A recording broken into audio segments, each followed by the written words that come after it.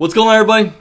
You see a Jaguar back here with GenJag.com, and we have a very exciting matchup coming up this Sunday at 4:30 Eastern Time. We have a rematch game. We have the Jaguars and their home opener fighting off against the Tom Brady-led New England Patriots, and this is a game Jaguars fans have been waiting around for a long time because the Patriots are the team that actually ended our quest to the Super Bowl, where we faced off against them against the in the AFC Championship game, and then the Jaguars wind up falling short, giving up a 10-point lead. Miles Jack wasn't down, a 3rd and 18, all that stuff. But yeah, the Jaguars, now they have a chance to get a little bit of revenge. However, if the Jaguars win this game, it's not redemption, because last time we played the Patriots, the winner went to the Super Bowl and the loser ended their season. And now the winner of this game moves on to 2-0 and the loser will be 1-1. So the stakes aren't nearly as high, but we will get a chance to try to avenge it in the best way possible. And we're going to go ahead and preview this video right now. There they go, packing stadiums, the shady spitzes flow. Nuts they go, macadamian they go, so ballistic. Now, if before the season you were to tell me the Jaguars were to go 15-1 and to pick one game that you did think the Jaguars would probably lose, I would probably say this game against the Patriots, mainly just because of history. The Patriots lead the all-time series against the Jaguars 11 games to 1. They've won 11 games against us, and the Jaguars have only won once. That's pretty bad. Also, Brady is 7-0 against the Jaguars, so it's a lot like last season when the Jaguars were facing the Chargers. I basically said, hey, I'm not going to pick us to ever beat the Chargers until we actually beat them. Luckily, last year we ended that little streak against the Chargers, actually finally beating Phillip Rivers. But now we have the Patriots, and the Patriots, quite frankly, have kind of owned us. Now, to be quite frank with you, the Jaguars seem to have a lot more to play for. When you look at the New England side of things, you would just think, hey, you know, they're just going out here trying to win another game. You know, they don't have any salt against us. But the Jaguars, man, this is the team that obviously ended our playoff run. This is also a home opener for the Jaguars, you know, playing again up against a bunch of fans, man. This is a sold-out game. This is a really tough ticket game, the toughest regular season ticket, and I don't even know how long, definitely the last 10 years, and it's going to be a fire atmosphere, and Jaguars fans are going to be so excited. The Jaguars players are going to be excited, and there's just a little bit of emotion that's going to go into this game. Now, to be quite frank with you, there's not all that many familiar faces when it comes to the Patriots according to last year. Now, there was a lot of roster turnover. Their left tackle, Nate Solder, he went and signed with the New York Giants. Dion Lewis is now with the Titans, you know, the running back. Wide receivers, Danny Amendola is on a new team. You no longer, you know, Julian Edelman, we didn't face off against him last year, but, you know, he's suspended right now. On the defensive side, you know, they no longer, you know, Malcolm Butler isn't there. You know, there's been a decent amount of turnover with this team, so we are going to be facing against some new guys. And it's amazing with the Patriots is because the Patriots, you know, their roster has never really been like super talented like all throughout these like last like several years. I mean, they had a really good roster when they went like 16-0 and whatnot, but you know, it's all just Tom Brady and Bill Belichick are just able to run through the AFC East, winning the AFC East every single year. And usually it seems like every other year they're in the Super Bowl. And, you know, this is just a crazy duo between Bill Belichick and Tom Brady. These guys are just winners. These guys dominate. These guys are just football geniuses. Now, the main thing you need to do this game is just you gotta get pressure on Tom Brady. I don't care how you do it. I know a lot of people say rush up the middle and force him like outside the pocket. You know, that's a good way just because, you know, you rush on the edges and he's able to step up and kind of, you know, do his thing a little bit. He's really good in the pocket, a lot like a Peyton Manning, great footwork, but get pressure on the quarterback. I mean, make him feel uncomfortable. I mean, Tom Brady, he's so accurate. I mean, if you give him time, it doesn't matter how good your coverage is, he's going to be able to fit it in that like 1-2 inch window to be able to complete the ball.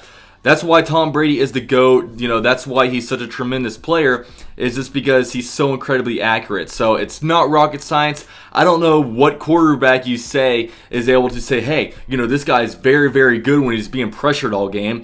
Just rattle Tom Brady, like, get pressure on this guy early. You know, that was a big fault of us last year. You know, you had Calais Campbell get hurt. You had Yannick Ngakoue get hurt. You know, it forced Dante Fowler to step up and get a couple sacks. And, you know, this year we're not playing on the 19th game of the season. This is the second game of the season, so we should be pretty well rested. We actually have more ammunition now at that spot, as Lorente McCray has approved, and also we have Taven Bryan in there, and not even to mention, you know, a healthy Calais Campbell and Yannick Ngakoue. So big thing is, get pressure on Tom Brady. You know, design some, like, maybe exotic blitzes. Todd Wash does a really good job with this, with, you know, maybe showing like a 6-7 man blitz to be able to drop back and only rush 4. You know, get pressure with 4 people, because if you blitz, Tom Brady can read a defense incredibly. You know, if you blitz, he's going to know where to put it. You know, it's not necessarily about about disguising coverage, just because Tom Brady will be able to, you know, understand what you're doing. You know, it's maybe about designing exotic blitzes to where the offensive line is going to have to really be thinking a lot and forced to kind of block some of our tremendous pass rushers. Now, just like last game, you know, I think this is going to be a very, very important game for the linebackers. You know, last game, the main reason for that was because you know, the running back, you know, Saquon Barkley, he was going to need to be locked down. Also, Evan Ingram was a very good player. But this week it's totally different. It's just the way the Patriots run their offense. You know, they like to run their offense basically from the inside out. And what that means is basically they like to give the ball to their running backs. You know, guys like James White. You know, guys like Burkhead. Burkhead's in the concussion protocol. You might have Sony Michel back this game. You know, a lot of us people in the Southeast know that name because he went to Georgia, SEC conference, you know, all that stuff. So he might be back this game, but they like to get the ball to, you know, their running backs, also their tight ends. We all know Gronk. We all know that he might be the best tight end to ever play the game. So, you know, they're not a team, like, when it comes to outside kind of players, wide receivers, the only real #1 wide receiver that's really succeeded in New England was Randy Moss. You know, you look at guys, you know, Brandon Cooks was in and out. You also had, you know, Chad Ochocinco was there for a little bit. You know, their team is basically ran from, like, the inside out. So, be able to lock down their running backs, you know, be able to lock down their, like, tight ends. You know, it's going to be a really important game for the, you know, linebackers, again, to be sideline to sideline. I thought Myles Jack was tremendous last game. Telvin Smith was tremendous last game. And it's awesome being able to have players like that, such great linebackers. I mean, that's something we take for granted, especially the middle linebacker, man, because, you know, we had Puz, you know, in years before then he was replaced by Myles Jack. We've always had really good middle linebacker play.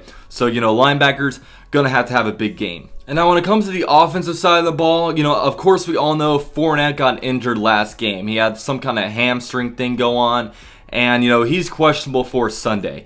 In my honest opinion, you know, this isn't anything that Doug Marrone says. You know, I'm a fake news guy, like, but in my opinion, I don't think that he's going to play. I mean, I'll be completely honest with you. I think they're completely downplaying this injury. It's a hamstring injury, man. Like, it sucks that he already got hurt, man. It sucks. Leonard Fournette, I guess, is proven to be kind of injury prone. He got injured the first damn game of the regular season, but, you know, I don't think that we're going to have him, in my opinion. I could be wrong, but that's just my opinion. So, you know, you're going to have guys like TJ Yellen in there. Maybe we'll use Corey Grant a little bit more. Corey Grant only got 6 snaps last game, so, you know, that's kind of interesting. But, you know, our offensive line needs to play better, you know what I mean? Because the offensive line, I didn't think played all that well last game. You know, Andrew Norwell has to step up a little bit. You know, he did good for the most part, but he had a couple key mistakes that led to, you know, Blake Bortles Blake Bortles getting sacked, and also it negated a touchdown to Austin Seferian-Jenkins. You know, Cam Robinson was a little bit undisciplined last game, so just play smarter, play good along the offensive line, man. Get some push. You know, this team does have some decent defensive linemen, so, you know, I want to win the line of scrimmage this game, both on offense and defense, win in the trenches. Now, I'd like to see Bortles play a lot more efficient of a game. Now, last game, I will say that I didn't really mention this too much in my recap video, but the weather sucked over in New York. You know, I was sitting there, it was 60 degrees, it was raining, I was literally sitting there in shorts and a t-shirt. I was a little pissed off, but the weather wasn't very good. The weather wasn't very good in the past game, so we can kind of give him a semi-pass for that. You know, it's not like he played too bad. He just wasn't really making all the throws. But, you know, I like to see Bortles, you know, play a little more efficient. Hopefully the back shoulder throw is there a little bit better. You know, Bortles, he's having good connections with D.D. Westbrook and Keelan Cole, but the chemistry with Dante Moncrief doesn't seem to be there too much yet. And, you know, he's the most experienced guy on this offense. Not on the offense, but when it comes to a receiver position, we got a bunch of young guys in there. So we've got to be able to be more efficient with the ball. You know, just play better on all assets of the offense. Now, a big key of this game is to get up early. You know, score early and, you know, play with a lead. We are a lot better when we are playing with a lead. You know, last game we started off with a field goal. You know, that's all right. You know, get field goals, get you know, scores out of like all your drives. That's good stuff. You know, we just can't have like a second half collapse where, you know, we're all of a sudden punt the ball a lot. We didn't punt the ball the whole first half of last game, and we go out there and start punting the ball, you know, a lot in the second half. So we've got to be better on that end. Just offense needs to play more efficient, and hopefully the weather is better to open up the pass game a little bit for us. Now, another big thing I want to see out of the offense is don't be comfortable with a lead. You know, against the Bills when we're nursing a lead, that's all right. You know, we feel like we can stop the Bills offense. When it comes to, you know, the Giants last game, the Jaguars coaching staff felt like they could, you know, stop the Giants offense. But this game, man, Tom Brady, the game's never over until 0 minutes left in the game, man. Tom Brady, he's outstanding player, man. He can just drive down the field when he wants to. So, like, you know, Tom Brady, man, we've got to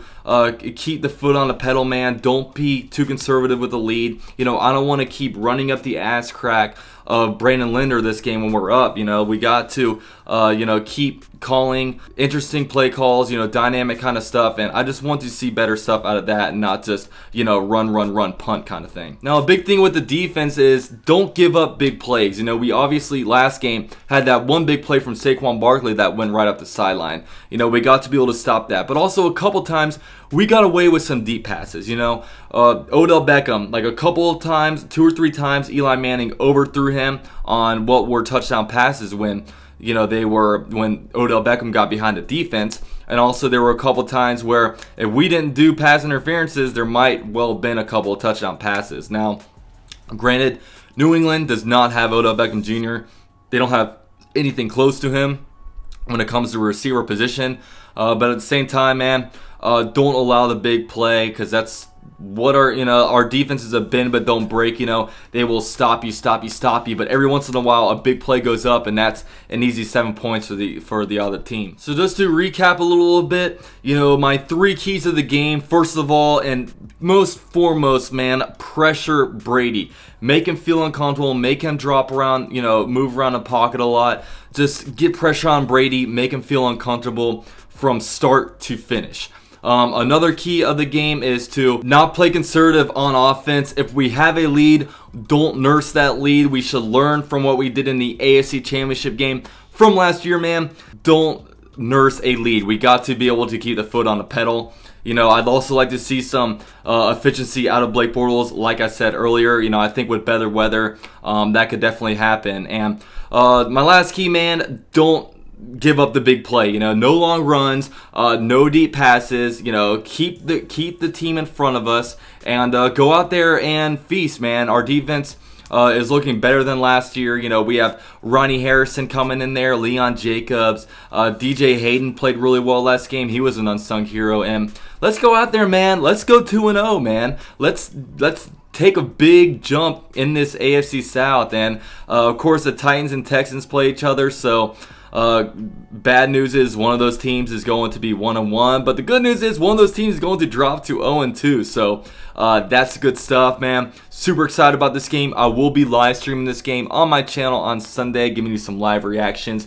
It's gonna be a party, man. We're gonna have fun. Regular season, game 2, home opener, wearing the teal on whites for all those of you asking me, and it's going to be awesome, man. Hopefully the Jaguars can pull it out.